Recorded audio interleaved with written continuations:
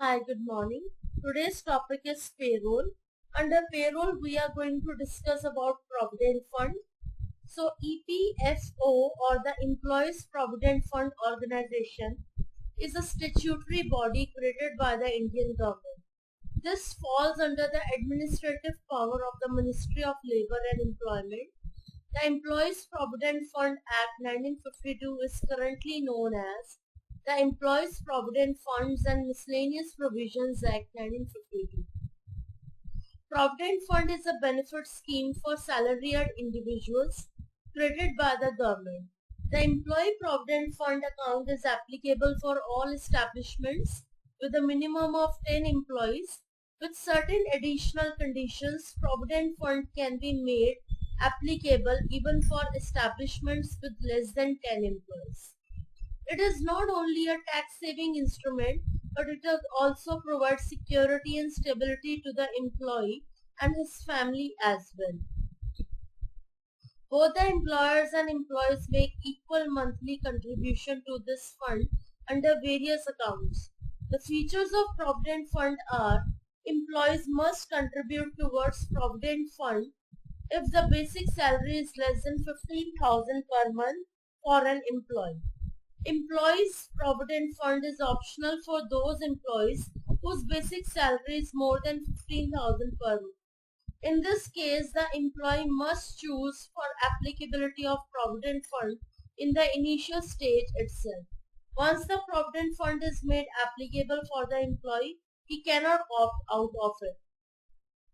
To process Provident Fund in Teleprime, the following pay heads must be created. Number 1 is Employees Provident Fund and Employer's contribution towards Provident Fund. Number 1 is Provident Fund calculation. Employer and employee contributions are equal in PF, which is 12%.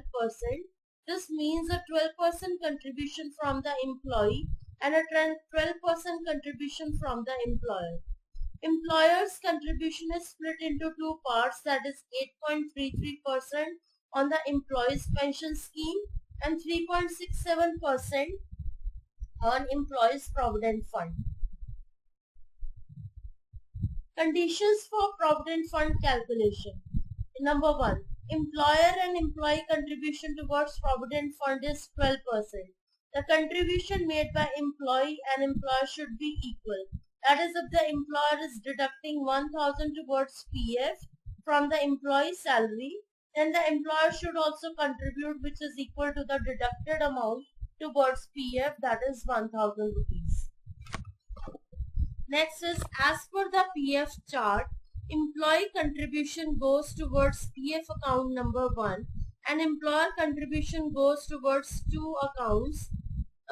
Second account, that is 8.33% of PF goes to employee EPS account number 10 and 3.6% goes to EPF account number 1. Employer's share to the pension fund is limited to 8.33% of basic salary plus DNS allowance, subject to a maximum of 15,000 as per law. Therefore, the monthly pension fund contribution per employee will be limited to 1,250 rupees, that is 8.33% of 15,000. Additionally, administrative charges are the charges collected by the government to maintain the PF and EDLI, employee deposit linked insurance accounts.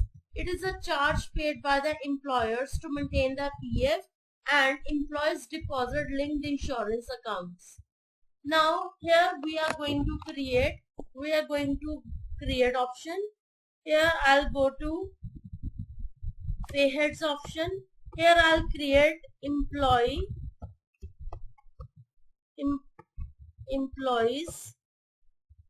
PF reduction at the rate 12%. It will come under the pay head employee statutory deduction.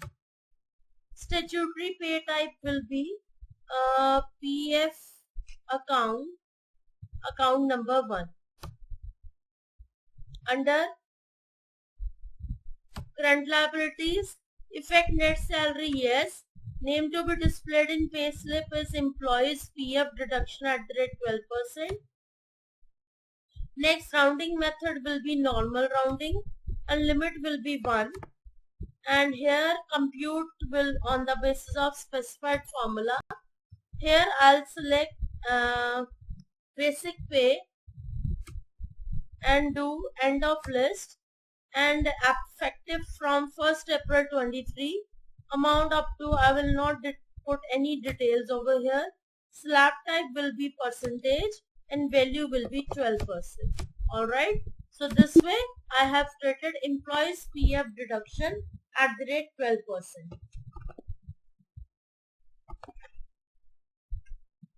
Next is Employers Provident Fund Contribution. Employee Pension Scheme EPS gives a guaranteed monthly pension after retirement. It also ensures social security to its employees and their families. It is an arrangement by which an employer and employee pay into a fund that is invested to provide the employee with a pension on retirement. Employers' share to the pension fund is limited to 8.33% of the workman's salary, that is basic salary, subject to a maximum of 15,000 rupees. Therefore, the monthly pension fund contribution per employee will be limited to 1,250 rupees, that is 8.33% of 15,000. The employer's EPS contribution will be transferred to EPS account number 10. So here I'll create another pay head with the name employers EPS contribution at the rate 8.33%. Here the pay head type will be employers statutory contributions. Statutory pay type will be EPS account number 10. Under indirect expenses, affect net salary, no. Normal rounding, 1. Compute on the basis of specified formula. Here I'll select basic pay and then end of list and amount up to 15,000. Slab type will be percentage and value will be 8.33%.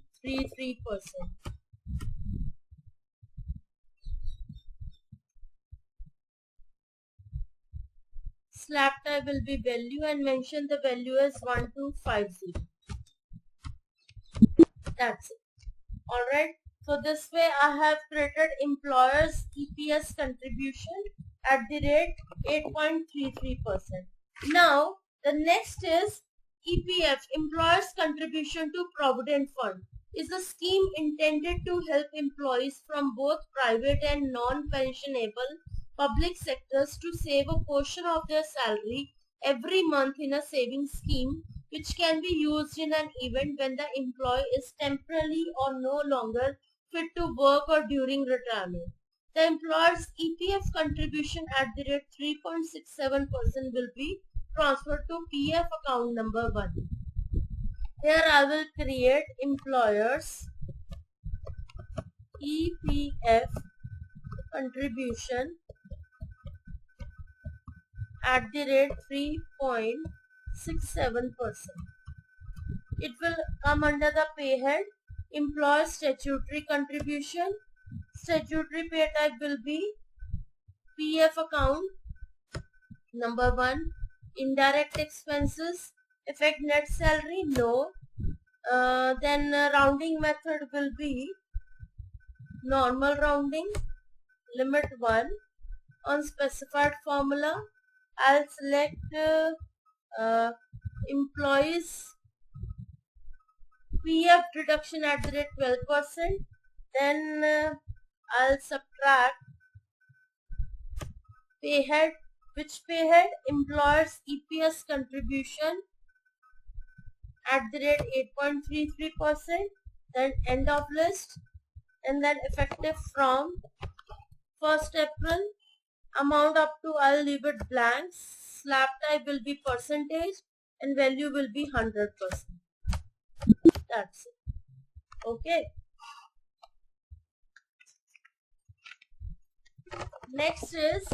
Next topic is creation of employers' other charges payheads for Provident Fund. Employee Deposit Linked Insurance is a scheme which is amended in the year 1976. It is insurance on PF deposit. This scheme pays a lump sum payment to the insured nominated beneficiary in the event of death due to accident or illness. All employees who join the Employee Provident Fund scheme are covered by Employee Deposit Linked Insurance Scheme, and the Employee Deposit Linked Insurance contribution rate is 0.5%. EDLI contribution will be calculated on PF gross. PF gross refers to the value of payheads used for account number 1, employee PF at the rate 12% payhead. Administrative charges. These are the charges collected by the government to maintain the Provident Fund and employees' deposit linked insurance account. It is a charge paid by the employers to maintain the PF and EDLI account. Employer PF administrative charges and EDLI contribution and PF admin charges are calculated based on the PF gross at the rate 0.5% each. Now we will create EDLI contribution at the rate 0.50%. It will comes under the payhead employers other charges. Statutory pay type will be EDLI contribution account number 21. Under current liabilities, effect salary no. Calculation type as computed value, effective from 1st April. Amount up to I'll leave it blank, and select slab type as percentage, and here I'll add 0.5%. That's it. The next is PF admin charges account number 2. So PF admin charges at the rate 0.50%. It will come under the payhead employee other charges. Statutory pay type will be admin. EDLI admin charges account number admin charges account number 2. Under current liabilities, if amount up to I'll leave it blank, and here I'll add 0.50%. Okay.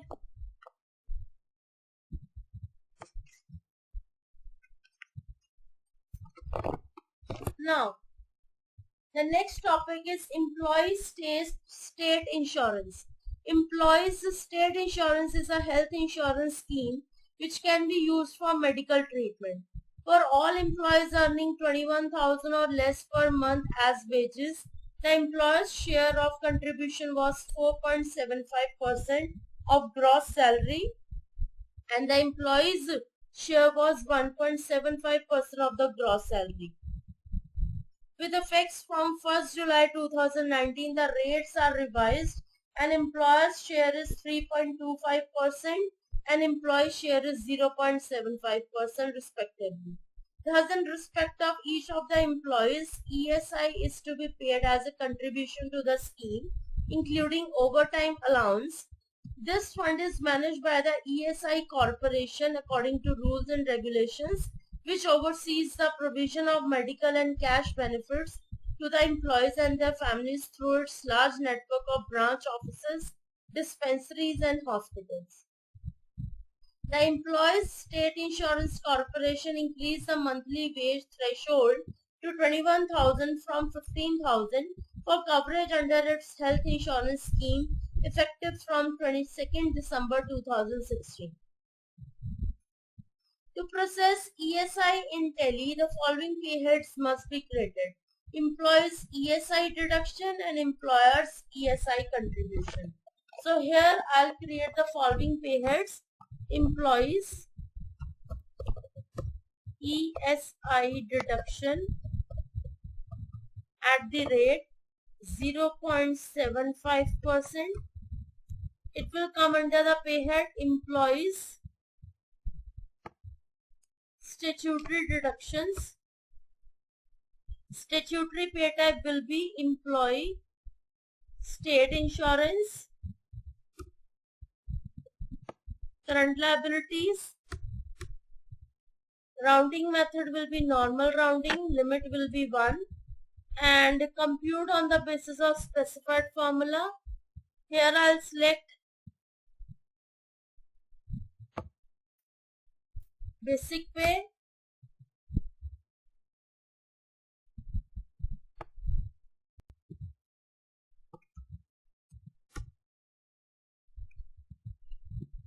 basic pay,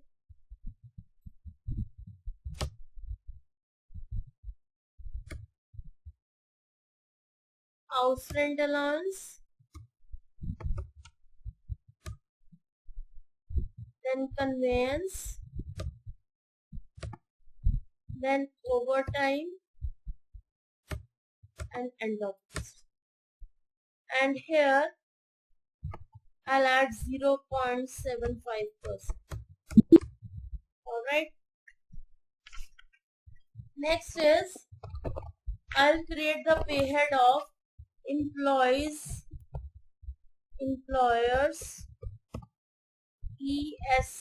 ESI contribution at the rate 3.25%. Pay head type will be employer statutory contribution. Statutory pay type will be employee state insurance under indirect expense.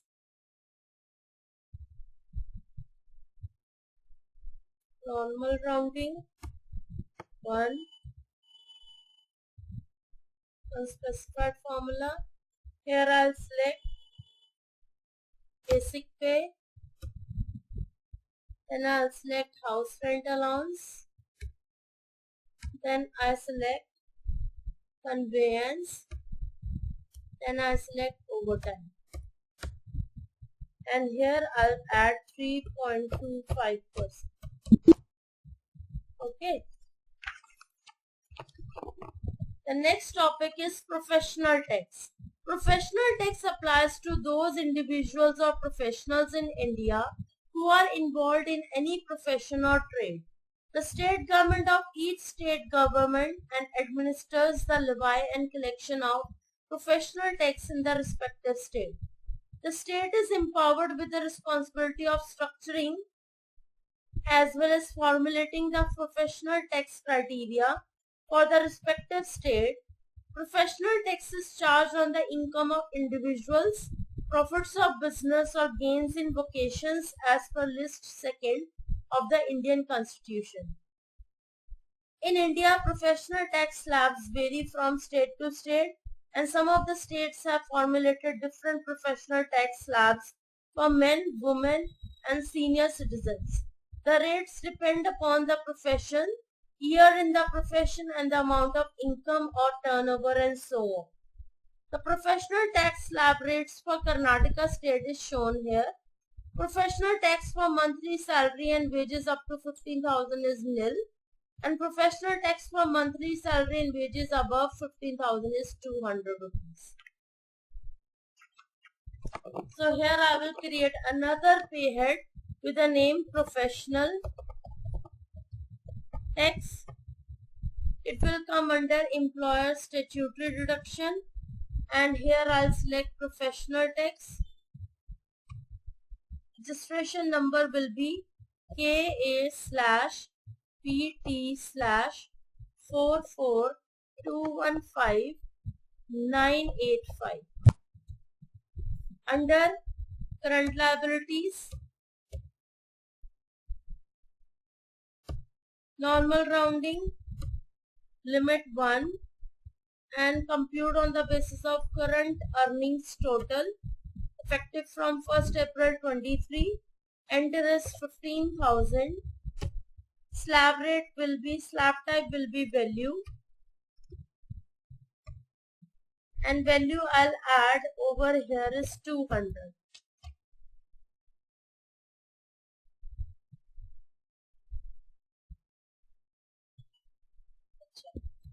पहले 0 रखनी है, फिर हमने amount greater than 15,000, amount up to blank, then value, then 200. Okay, so this way my professional tax pay head is also ready. Next, the last one is gratuity. Gratuity is a statutory benefit provided to the employees who have rendered continuous services for at least 5 years. The gratuity benefit is payable on cessation of employment either by resignation, death, retirement or termination. You can configure the payment of gratuity as per one of the following methods. Number 1 is payment of gratuity Act 1972, where the minimum amount that you need to contribute towards gratuity is 15 divided by 26 percentage or 4.81 percentage of the monthly basic salary of the employee. Next one is company policy. When the company policy provides gratuity benefits that are better than the benefits provided as per the Gratuity Act. Gratuity is generally applicable to employees who have been in service for a minimum stipulated period of 5 years.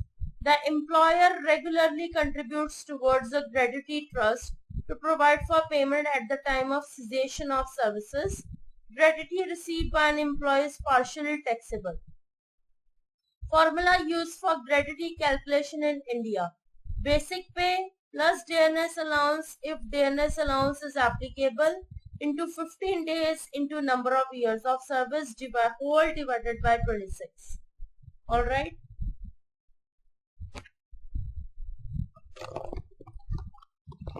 Next is, they have given me 2 points to remember. As per law, the gratuity amount is 15 days salary. That is basic pay plus dearness allowance into number of years of service, and 15 days considered in the formula. Gratuity day of a month, the number of days per calendar month varies from 28 to 31. In this case, you can apply a consistent period of 26 days excluding 4 Sundays for all employees irrespective of their month of living. It is also fixed by law, hence we have considered 26 days in the formula. Gratuity eligibility. Any person employed on wages and salaries at the time of retirement or resignation or on superannuation, an employee should have rendered continuous service of not less than 5 years. Payable without completion of 5 years only when death and disablement. For example, if the basic salary is 15,000 and the employee worked for 5 years, then the gratuity calculation will be 15,000 into 15 divided by 26 into 5, that is 43,269 rupees. So here I'll create another pay head with the name gratuity. It will come under the pay head type.